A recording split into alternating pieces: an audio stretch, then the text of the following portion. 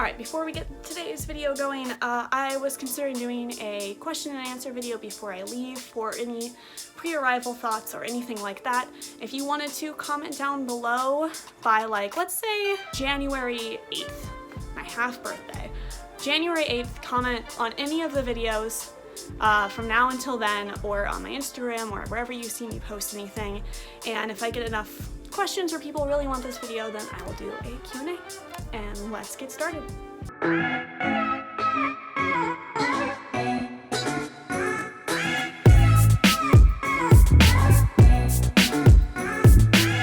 Hey guys, what's up? So we are about 3 weeks out from the program, or at least from when I leave, and I wanted to talk to you about some of my pre-arrival quick service food and beverage thoughts. It's one of the biggest roles that they have in the parks, which is going to be my excuse for why I got it, because I did have interest in this role even though I have literally zero food experience, except for a lot of members of my family being in food service. So because I have no quick service experience whatsoever, one of the biggest things that worries me is that these are some of the busiest fast food restaurants in America here at Disney World, and if I get put at Cosmic Rays, I've heard, oof, crazy busy. But working at Magic Kingdom does kind of get you a raise, so either way, I guess. The other thing is that quick service can get a bad rap sometimes. We've seen it in the Facebook groups this year, and I mean, I'm not really that worried because I have a role. It's going to be a job either way, and I'm working in Disney World. I guess it's just kind of that reaction from other people oh, you got quick service? But I feel like any role could be good or bad, so I'm not going to take that too hard. I'll take everyone's kind of bad rap towards it with a grain of salt. On the other hand though, quick service I've heard gets a ton of hours, which is both really good and really bad because high money, and also I think I'm gonna end up being really tired, and I still want to have time for fun in the parks, going to Universal and exploring Orlando, but I think that I'll be able to handle that.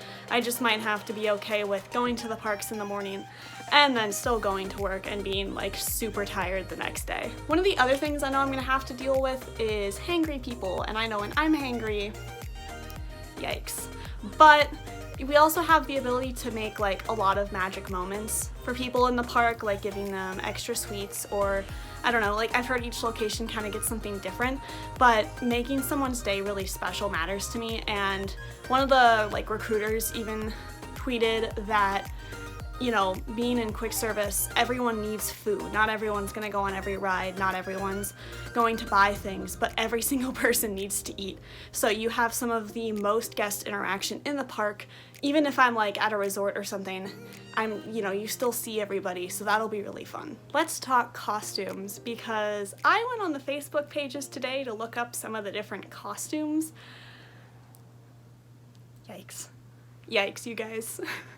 Some of the Liberty Square costumes are gonna be interesting if I get that, and let me tell you, if your girl has to wear a bonnet, I'm gonna be sad. But then some of the costumes are really, really cute too.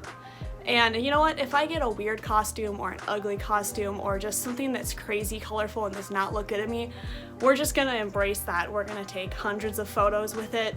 I will put that up on my wall. It's gonna be a great time. The other thing about quick service is that you get special shoes because you have to have the specific black non-slip shoes. There's 3 options that I've seen because Custodial got to order their shoes early, and they're Custodial got to order their shoes early, so there's no laces, and then some of them have a slight heel. So we're going for no heel and no laces, just because I don't want the laces to get all dirty on the floor and wet, and I'd have to touch them afterwards, and that's not gonna happen. And then the other thing I'm kind of worried about is my hair. So I dye my hair, I'll be re-dyeing it before I go to the parks, but I'm gonna keep it this length because I know I'm gonna have to keep it off of my face.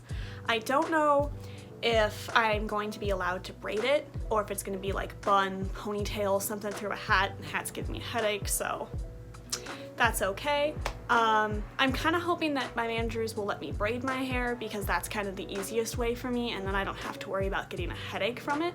And then I guess the last thing that I would really want to do is pick up shifts in as many parks and locations as I could, especially if I get to be trained in like a lot of different areas.